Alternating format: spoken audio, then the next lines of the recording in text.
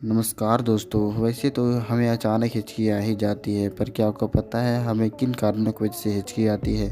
हिचकी आना हमारे शरीर का एक प्रक्रिया है।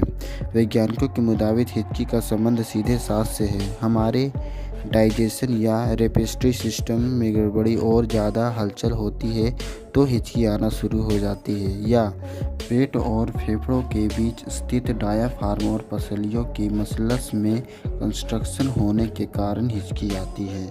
अगर हमारे वीडियो के माध्यम से थोड़ी सी भी जानकारी मिलती है तो लाइक और सब्सक्राइब जरूर करें।